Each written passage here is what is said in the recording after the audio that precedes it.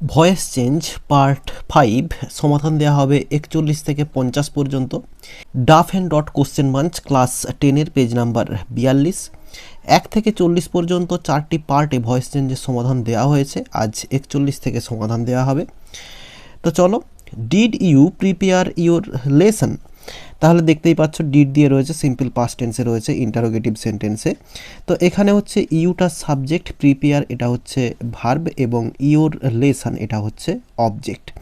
তাহলে প্যাসিভ ভয়েসে করব, অ্যাক্টিভ ভয়েসে রয়েছে ইউর লেসন, যেটা রয়েছে অবজেক্টে সেটা সাবজেক্টে যাবে, ইউর লেসন LESSON।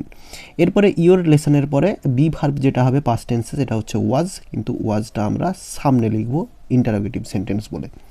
তাহলে ওয়াজ ইউর লেসন, এরপরে এই যে প্রিপেয়ার রয়েছে এর থার্ড ফর্ম, অর্থাৎ ভার্বের third form prepared, PREPARED, prepared. এরপরে প্রিপোজিশন বাই বসবে এবং ইউটা বাইয়ের পরে অবজেক্ট হিসেবে বসে যাবে এবং শেষে জিজ্ঞাসা চিহ্ন। তাহলে was your lesson prepared by you. এরপরে রয়েছে হি চেঞ্জড হিজ ট্যাকটিসেস। তাহলে এই যে হি এটা হচ্ছে সাবজেক্ট, এরপরে চেঞ্জড এটা হচ্ছে ভার্ব রয়েছে এবং হিজ ট্যাকটিসেস এটা হচ্ছে অবজেক্ট রয়েছে। তাহলে চেঞ্জড রয়েছে ভার্বের সেকেন্ড ফর্ম, অর্থাৎ সিম্পল পাস্ট টেন্সে রয়েছে, অ্যাক্টিভ ভয়েসে রয়েছে। তাহলে প্যাসিভ ভয়েসে করব, হিজ ট্যাকটিসেস যেটা অবজেক্টে রয়েছে সেটাকে সাবজেক্টে নিয়ে যাব, ট্যাকটিক্স। হিজ ট্যাকটিক্সের পরে সিম্পল পাস্ট টেন্সের বি ভার্ব ওয়ার বসবে। তাহলে হিজ ট্যাকটিক্স ওয়ার, এরপরে ভার্বের থার্ড ফর্ম চেঞ্জড, CHANGED, এরপরে প্রিপোজিশন বাই এবং হিটা হিম হয়ে বসে যাবে। তাহলে অ্যান্সারটা হলো his tactics were changed by him. এরপরে রয়েছে the police know his haunts. The police subject রয়েছে, নোটা ভার্ব রয়েছে এবং হিজ হান্টস এটা হচ্ছে অবজেক্ট রয়েছে। সিম্পল প্রেজেন্ট টেন্সে রয়েছে অ্যাক্টিভ ভয়েসে, প্যাসিভ ভয়েস করব হিজ হান্টস যেটা রয়েছে হিজ হান্টস। এরপরে সিম্পল প্রেজেন্ট টেন্সের যে বি ভার্ব হিজ হান্টসের পরে আর হবে। এরপরে ভার্বের third form known, KNOWN, known. এরপরে নোনের পরে যে প্রিপোজিশনটা সেটা টু হবে এবং দি পুলিশ সাবজেক্ট থেকে অবজেক্টে চলে যাবে। তাহলে অ্যান্সারটা হলো his হান্টস are known to the police. এরপরে ডু ইট প্রপারলি, এটা রয়েছে ইম্পারেটিভ সেন্টেন্সে। তাহলে এখানে ডুটা ভার্ব রয়েছে এবং ইটটা অবজেক্ট রয়েছে। তো লেট দিয়ে যদি করি তাহলে লেট এরপরে অবজেক্ট চলে আসবে, তাহলে লেটের পরে ইট, এরপরে বি বসবে এবং ভার্বের থার্ড ফর্ম ডান, এরপরে প্রপারলি, PROPERLY। তাহলে অ্যান্সারটা হচ্ছে let it be done properly. তাহলে ইম্পারেটিভ সেন্টেন্সের যে নিয়মটা সেটা হচ্ছে লেট, এরপরে অবজেক্টটা বসবে, OBJ অবজেক্ট, এরপরে বি বসবে এবং ভার্বের থার্ড ফর্ম V3, এটা হচ্ছে নিয়ম, সেই নিয়মেই এটা হলো। এরপরে রয়েছে নেচার কিপ হিম ওয়ার্ম। তো এটিও কিন্তু এই যে কিপ হিম ওয়ার্ম এটিও কিন্তু ইম্পারেটিভ সেন্টেন্সে রয়েছে। এখানে এই যে কিপ এটা ভার্ব রয়েছে এবং হিমটা রয়েছে অবজেক্ট। তো এটিকেও লেট দিয়ে করব, লেট এরপরে অবজেক্ট, হিমটা সাবজেক্টে এসে হি হয়ে যাবে, লেটের পরে হি হবে। এরপরে বি, লেট হি বি, এরপরে ভার্বের থার্ড ফর্ম কেপ্ট, এরপরে ওয়ার্ম যেরকম আছে শেষে ওয়ার্ম লিখে দেব এবং প্রথমে যেরকম নেচারটা রয়েছে NATURE লিখে দিয়ে কমা দিয়ে দিলাম। তাহলে nature let he be kept warm, অ্যান্সারটা হয়ে গেল। এরপর রয়েছে shall I compare thee to a summer's day. তাহলে এটা রয়েছে শ্যাল অর্থাৎ মডাল অক্সিলারি দিয়ে রয়েছে এবং ইন্টারোগেটিভ সেন্টেন্সে রয়েছে। আইটা হচ্ছে সাবজেক্ট, এরপরে কম্পেয়ার এটা হচ্ছে ভার্ব এবং এই যে দি কথাটা রয়েছে এটা কিন্তু অবজেক্ট রয়েছে। এটা হচ্ছে ওল্ড ইংলিশ এবং শেক্সপিয়ারের একটা সনেট 18 থেকে নেওয়া হয়েছে, বা এইটাই হচ্ছে কবিতার নাম, এই যে লাইনটা। তো ভয়েস চেঞ্জটা করছি চলো।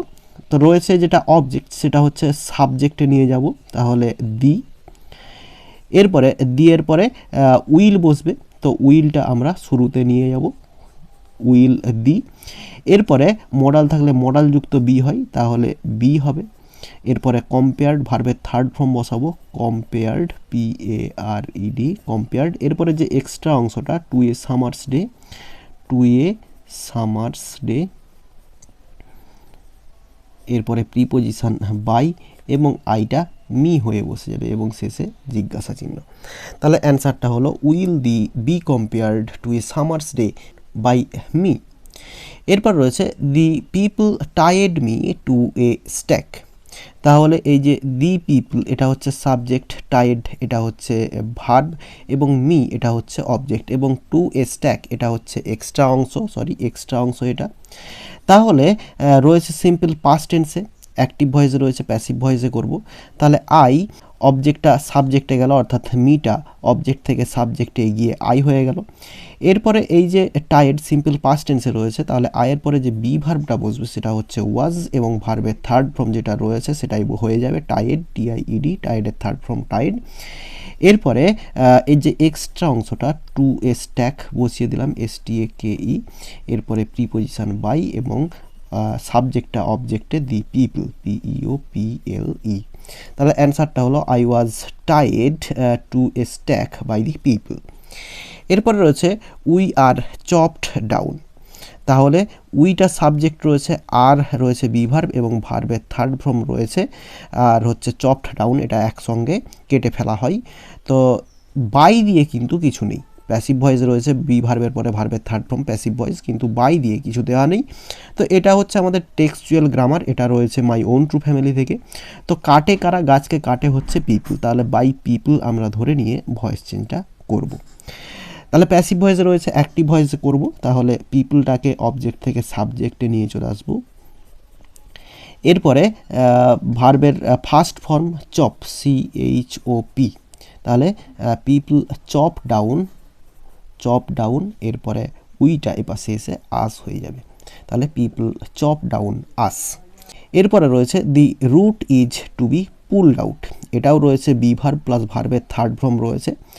তো এটা রয়েছে ইম্পারেটিভ সেন্টেন্সে, এটা অ্যান্সারটা হবে এই যে পুল দিয়ে শুরু হবে, অর্থাৎ ভার্ব দিয়ে শুরু হবে, পুল আউট দি রুট, অ্যান্সারটা হবে pull out the root, imperative সেন্টেন্সে রয়েছে।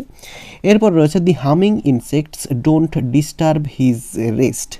তাহলে দি হামিং ইনসেক্টস এটা হচ্ছে সাবজেক্ট, ডোন্ট ডিস্টার্ব এটা হচ্ছে ভার্ব, হিজ রেস্ট এটা হচ্ছে অবজেক্ট। তাহলে ডোন্ট দিয়ে রয়েছে বুঝতেই পারছো সিম্পল প্রেজেন্ট টেন্সে রয়েছে এবং নেগেটিভে রয়েছে অ্যাক্টিভ ভয়েসে। তাহলে প্যাসিভ ভয়েসে করব, তাহলে এই যে হিজ রেস্ট যেটা রয়েছে অবজেক্টে সেটা হচ্ছে সাবজেক্টে নিয়ে আসবো, হিজ রেস্ট।